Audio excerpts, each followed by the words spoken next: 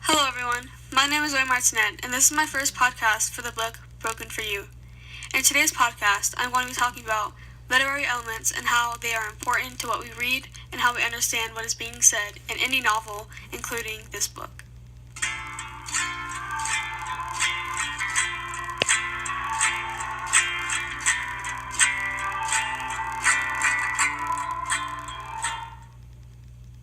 To get started, I want to start talking about what is on page 22 and analyze what this says. It was like a crewless freighter, far out on a placid, pristine sea, carrying all the cargo of Margaret's life. Very little of this cargo was lawful, making it more like a pirate ship, I suppose. We know from the section where it says, carrying all the cargo of Margaret's life, we know that it cannot actually happen. Therefore, it would be considered a metaphor, which we know a metaphor is a figure of speech in which a word or phrase is applied to an object or action, to which it is not literally applicable. Throughout the book, it talks about Margaret's life and how she has been through a lot with losing her husband, losing her youngest son, and just living life alone because she didn't have anyone else due to the fact that everyone else was gone and she lost them.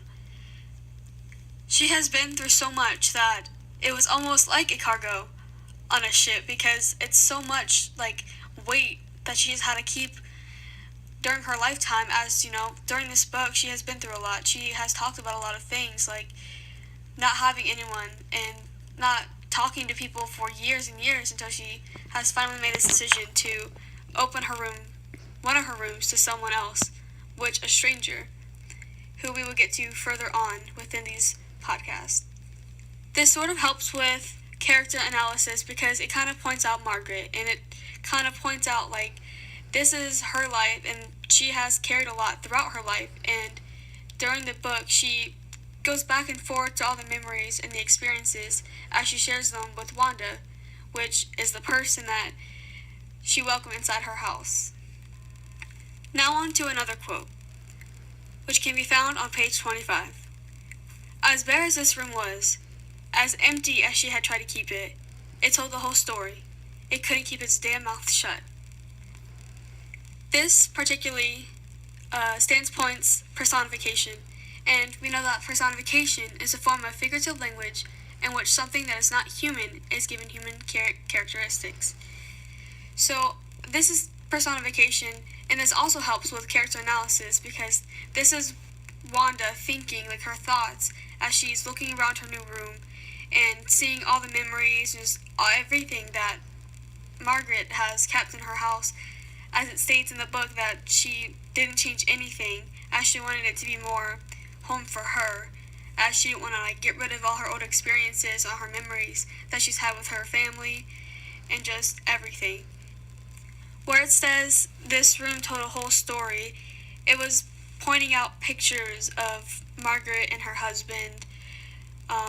It shows pictures of her son and just shows everything, and all the decor on the wall, just everything. It points that there's so much going on, there's so much that has happened within this house, within her life, that it kind of spreads out and shows everyone as Wanda is just experiencing all of this, and she expresses it like it won't keep its damn mouth shut because there's so much going on. And so what she does is she scopes around the room, she kind of looks at everything and gets her own perspective on what has happened in her life and how she got to where she was today. Further down, page 25, is another saying. She felt intensely grateful to be moving into a place that was noisy with someone else's history. And this classifies as tone. And it kind of goes back to what I was saying before about how she's walking into her room, which is now like hers and not Margaret's. She is seeing everything, reviewing everything, and just getting her own ideas about what is being said through everything that symbolizes stuff in her room. This classifies as tone, which tone is generally conveyed through the choice of words or the viewpoint of a writer on a particular subject. And this also goes back to character analysis with Wanda herself, because it states intensely grateful is what she felt, while moving into her home, because she gets to experience someone else's experiences. She gets to understand someone else. She gets to put herself in their shoes as they're standing right next to them. And I like where it says noisy with someone else's history, because there's so much going on in everyone's life. Everyone has their own experiences. Everyone has their own take on the world. And just to be noisy with someone else's history, that means so much is going on, so much she's experiencing all at once, and it's all coming to one, and it's good for her to experience that. Now on to the next one, which can be found back on page 19. She remembered about the other kind of pilgrim, the kind that makes a long journey on foot, caring little or nothing to see someone or something, like a roadside shrine. We can tell that this is allusion because allusion is a figure of speech that refers to a well-known story, event, person, or object in order to make a comparison in the reader's minds. For those who don't know, a pilgrim is a person who journeys to a sacred place for religious reasons.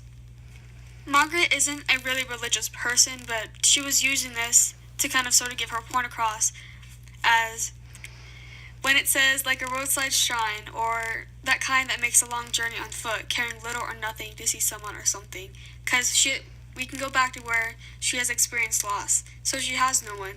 She's on a journey, on a road to find another person, not necessarily love, just a friendship that she can live with and like experience things with and kind of go back and forth and relate to as she's looking for that journey, that window of what is there to come.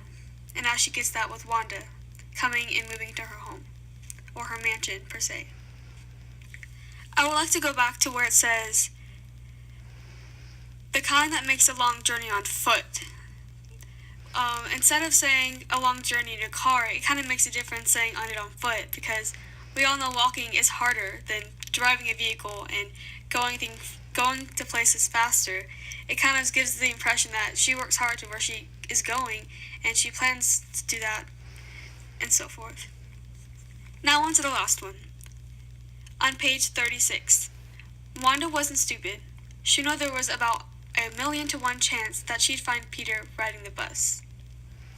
We know that this is hyperbole because this is an exaggerated statement that is not meant to be taken literally, because saying about 1,000,000 to 1 chance, we all know there's not that many chances in situations like this.